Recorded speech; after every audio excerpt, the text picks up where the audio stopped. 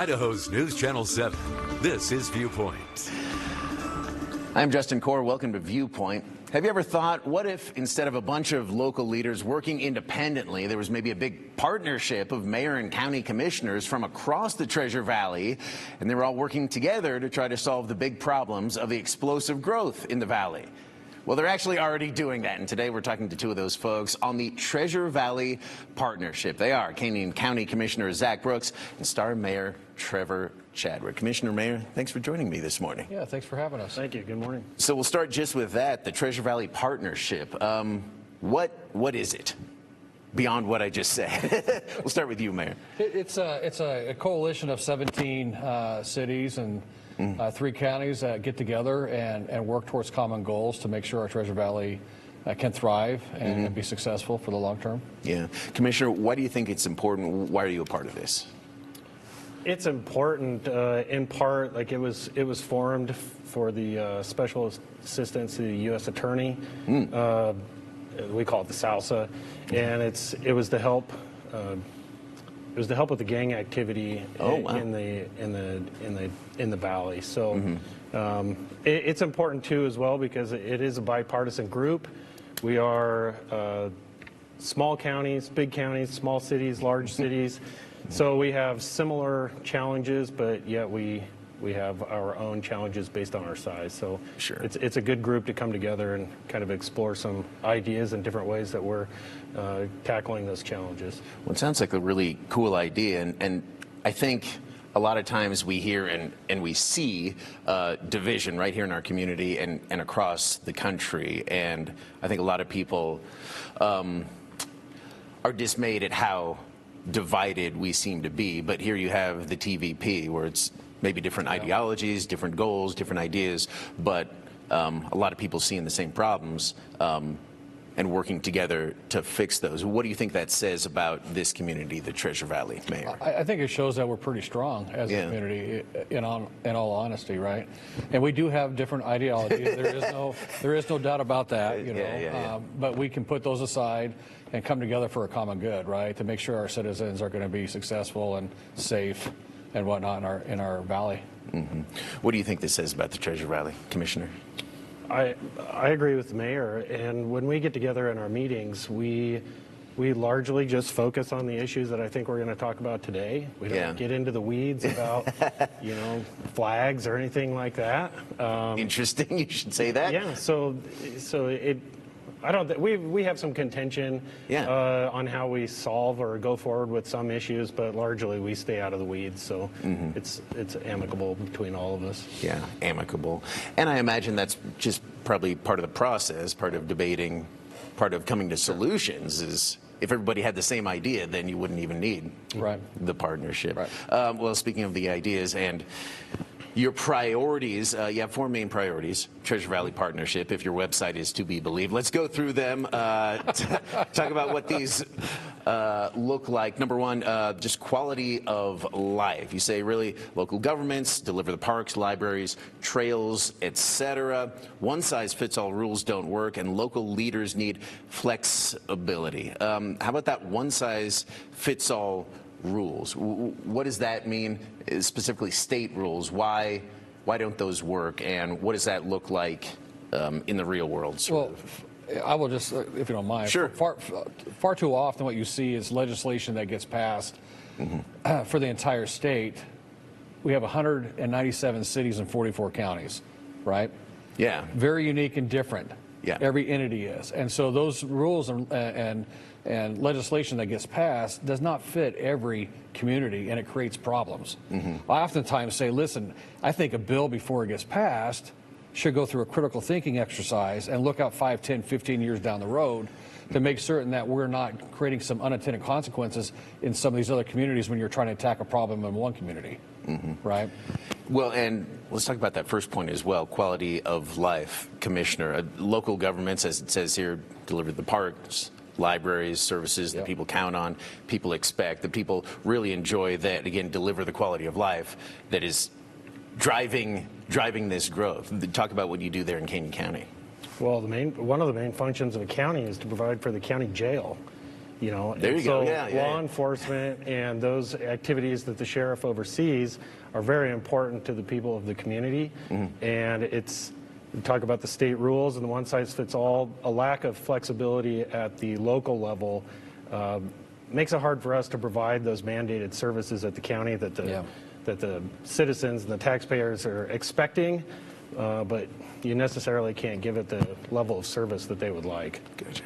And when you were the mayor, talk about flexibility, how flexibility is needed for commissioners, for mayors. What does that look like? Say you have a new statute coming down requiring something of you, and you're like, well, this is a bit too narrow. Do you have a recent example of that, or maybe just a general idea? Well, I get when we talk about that, and we're getting into tax policy a little bit later too. But sure. In reality, when we have legislation that comes in and limits our ability to fund things that are necessary, that's creating the issues like what the commissioner is saying as far as funding the jails. It prevents us from funding things that we need to supply police, fire services, and those kind of items, right? And so those are the challenges that we're really seeing, is when it really comes down to the financial burdens that it's putting on the community. It creates more issues in the long run. Well, you broached the topic. So I know it. Go ahead. No, go ahead. I'm sorry. I know it doesn't sound exciting, but tax policy, yeah. Nobody likes to talk about it, but it's very important. You say, number one, local governments are being asked to do more with less. The Idaho legislature needs to modernize funding tools, and then also growth needs to pay for growth. That is the big one. I've done a lot of stories on growth. We'll save that for the main event. First, that local governments are being asked to do more with less. Correct. What does that mean? So what that means is that in the past, we used to have new construction was able to pay for growth, right? Yeah. We could be able to fund the necessary services, the essential services, right? Okay. Sewer, water, police, fire, public safety stuff. With recent legislation over the last 4 years, it's created that challenge. We're not getting that growth paying for growth, and it's being pushed back onto the existing residents out there unnecessarily, and they're not passing the bonds and the levies that are being required to fund those services. And so now you're seeing the services decline and starting to fail because of a policy that was put in place. And it's something that we all just need to sit down and have a conversation and really talk things through and get this back, get it back out there where growth is truly funding the growth. Because if you didn't have growth, you wouldn't have that increased need, right? And so, that growth should truly pay for itself as it's coming in, so it doesn't fall on the backs of everybody else. And Commissioner, there in Canyon County, y'all tried to pass a bond a number of years ago, expand the jail. It currently involves a tent, which sounds as secure as you would expect a tent to be, putting a bunch of inmates in there. But people were like, we can't afford more in taxes, so that failed. What do you think the big sort of obstacle is here, communicating with the legislature, allowing y'all, again, to have growth pay for growth? We actually tried 4 times to pass a jail bond over the last 20 years, and it failed by a larger margin each time that it went.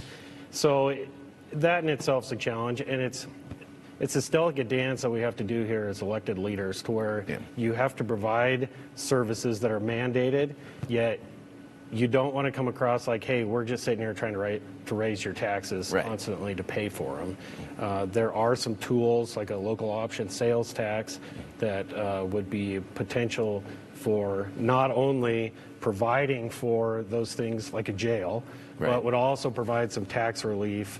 But right now the legislature doesn't seem to be too warm to those kinds of ideas.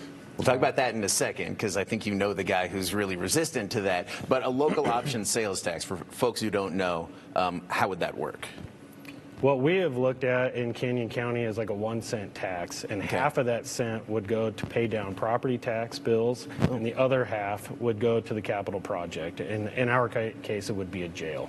Gotcha. And so then some of the other struggles too is when you artificially or arbitrarily cap property taxes at 8%, or budgets at 8%. And that's what the state has done, is that correct? That's a state rule that applies to everybody.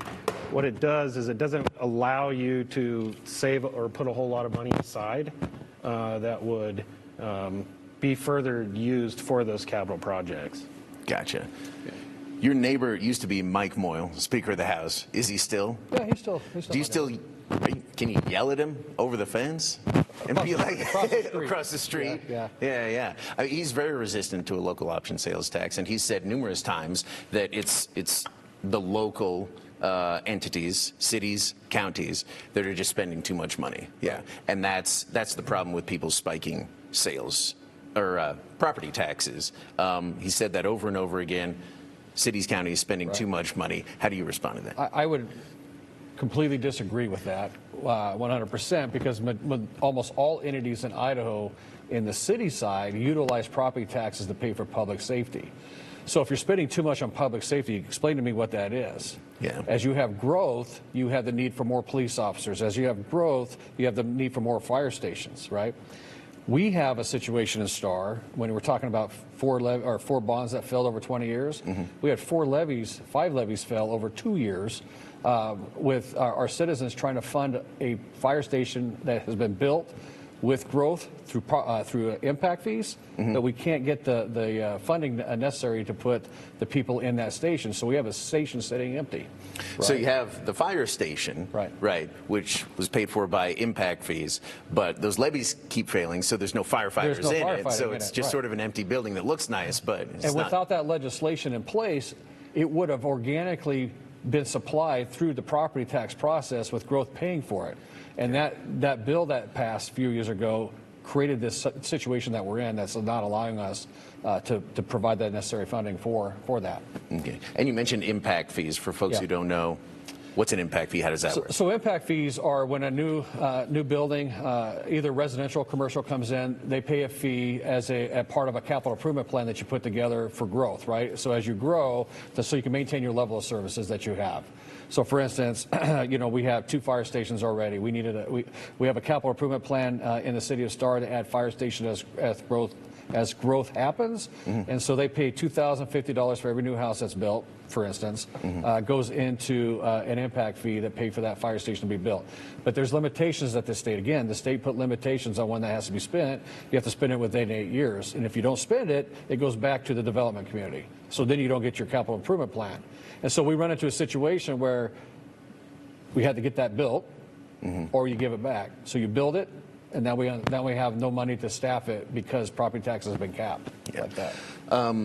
Commissioner, I imagine this large group of commissioners and mayors are having conversations with lawmakers, legislators, leaders there in the State House. Yeah, but if I'm reading sort of your priorities right and the problems you continue to run up against, they're not going anywhere as far as allowing you growth to pay for growth. What do you think the issue there is? Ultimately, I think it's, and this is no disrespect to the legislature, but I think ultimately it is a sign of a legislature, a body of people that have been elected with very little local government experience. So the rules that they come up with, they have little to no idea how those rules will affect downhill for the people that they're setting them for, if that makes sense. So there are a few county commissioners or former county commissioners that are in the legislature. I think some city councilmen as well. So they understand. But by and large, it's, we had some bills that came out yesterday that would essentially gut local land use planning at the county and city level.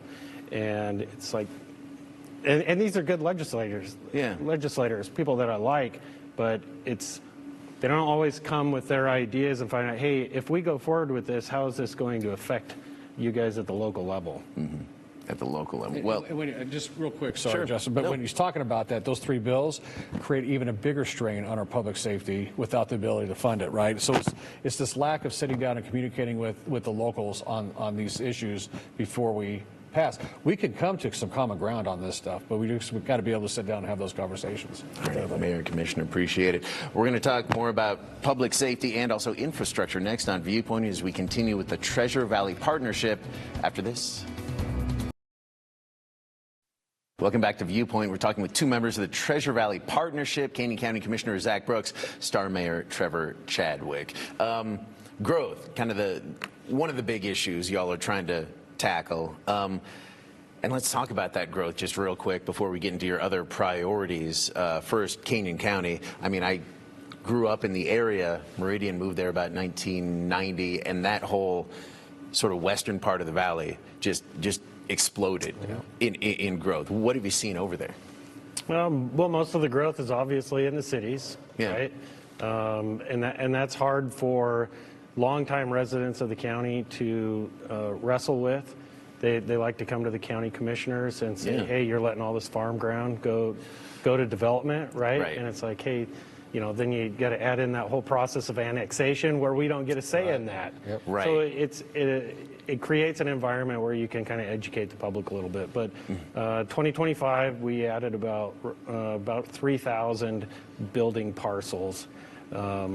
Most of those, again, being in the city. About 250 to 300 of those were actually in the county. So most of the growth is definitely inside the city. But still, and that's a pretty steady trend. 3,000 in 1 year? Yeah, oh, COVID really kicked that one off. And countywide. And that's, you know, nobody foresaw that coming with COVID. No, gosh, absolutely. And then Star, if I remember correctly, wasn't even technically a city until 1997. Correct. Yeah. And then now is it 10, 12,000? Well, that was in 2020 was 11,000. Wow. Today we're about 23,340. So we've had incredible. In 5 years we've had incredible growth. And Commissioner Brooks, he made a comment, right? Who would ever thought a worldwide event that caused mass migration, right? And that's what really caused our challenges that we're facing today. Is that, and so that growth is there, and I grew up in the valley as well. You know, and I've seen the growth, and it's always a concern, but it's part of our process of being American, right? Well, and I probably speaks to the high quality of life in the Treasure Valley that you're drawing so many people from outside the community who are like, man, that looks awesome. That's where I want to be. It's a very desirable place to live, in part because we do provide and support our local law enforcement and emergency services. Absolutely. You know, That's a fantastic segue. You're great at this already, Commissioner. Public safety, another one of your 4 priorities here. You say well-funded public safety is just not optional. It has to happen. Public safety is critical. Obviously, safe communities depend on stable funding. So, the public safety critical. Also, all things considered, overall, the Treasure Valley, pretty safe, especially compared to where some of the folks coming in are moving from. But then also safe communities depend on stable funding. What's stable funding in your eyes? Well, the stable funding, unfortunately, is the property tax funding that we receive. That's the only guaranteed funds that you receive to pay for these essential services. We do get additional funding from the state and other sources, but that fluctuates quite a bit depending on what goes on with sales tax and how they may take off the top to fund other things or other relief structures on that, right? So unfortunately, the property tax is the only true stable funding here on a local level. Real quickly, onto your 4th priority, infrastructure. You say strong infrastructure, the backbone of the community, cost and utility demands going up, and then infrastructure will fall behind without stronger funding. Commissioner, what do you think that looks like? Infrastructure falling behind, or maybe even further behind, without stronger funding and, I guess, stable or dependable funding? The infrastructure for us would be primarily the jail. Gotcha. And, you know, you said not optional. Well, I'll put an asterisk by it. It is optional to a sense, but it's we can have great law enforcement and public security, that kind of thing, but it's going to be really expensive. Or you can go the other way that the legislature is trying to take us with the rules that they're placing and not have very good public safety and whatnot, and it'll be cheap. And, you know, so everybody will like it on their property taxes. But the balance for us is trying to find what people are okay with, I guess, in a sense, to get taxed for, and the level of service that they're providing. You know, our sheriff likes to say that we have more than a couple hundred people that should be in jail that cannot be right now because we're at capacity. And part of that being at capacity is that we are required to house state inmates. This morning we had about 123 state inmates that the state does not pay us what it costs us to actually house them. So we could get real wonky There's a lot on tax policy and the mandates that we're required, for these services that we're required to provide, but the state doesn't really come through and allow us to pay for those services that they're requiring of us. Correct. So what are you guys trying to do to sort of fix these issues that you're facing? So we're looking at trying to make some adjustments to, like House Bill 389, create some different funding sources on that. The reality of the situation, I'm going to go back to it again. House Bill 389 might have been fine if we didn't have that mass move, right? That created this incredible growth rate that we've seen in our state. So as with any good plan, you need to make adjustments to those plans, right? And that's what I consider House Bill 389. It's a plan. So adjust it so we can make the critical infrastructure where it needs to be to maintain the safety in our communities and a place for families to work, live, and play, right? I mean, one of the greatest things I ever hear is when citizens move in from other cities is they can't believe they can let their kids ride their bikes down the street. For us here, we're like, it's unfathomable to think that, right? Yeah. But we don't want everyone to get to that point that it's like that you have a fear of your kids walking down the street or a fear of your kids going into the parks or your fear of a kid picking something up and it's some form of drug or something, right? If we can stay on top of that by funding these resources, we'll always have that place that people can thrive and be successful. Commissioner, about 30, what would you like to see? What are you trying to do? Well, part of it is 389 because, again, new construction only hits about 90%, and urban renewal, Canyon County has several of those. Urban renewal, when it sunsets, the property value that was in that urban renewal area only comes on to 80%. So that artificially puts more pressure on residential homeowners because the property values from all of that commercial that's been developed over 20 to 25 years, the full value doesn't hit the property tax roll. So that's a big one. And then for us at the county, the mandates for the services that we're required to provide, we don't actually have the authority to increase the fees, or like at the DMV, for instance, or we can't say, hey, state, you need to pay us what it actually costs us to house your inmates. There's a lot of stuff that we need the funding, but it's enumerated in state statute. Yep. So, Mayor, Commissioner, really appreciate Treasure Valley partnership. We'll wrap up Viewpoint right after this. Thank you so much for joining me for this week's Viewpoint. It's my first official one, full-time. I was only filling in a little bit before this, so if you have a problem or complaint with anything I did, I'm sorry. I should have had like a bumper sticker on me that said student driver, except student anchor for Viewpoint. There it is. I think it went all right, though. If you have any ideas, though, maybe guests or topics you want us to cover, reach out to me, jcorr@ktvb.com. You can also text us all the time at 208-321-5614. We'll continue to cover all of the happenings down at the State House that the mayor and the commissioner talked about, House Bill 389, and then that huge budget battle, which affects literally everyone in the state, cities, counties, and of course, taxpayers. Thank you so much for watching. I'm Justin Corr. We'll see you tomorrow on the news at noon, 4 and 6, and then back here Sunday morning for another Viewpoint.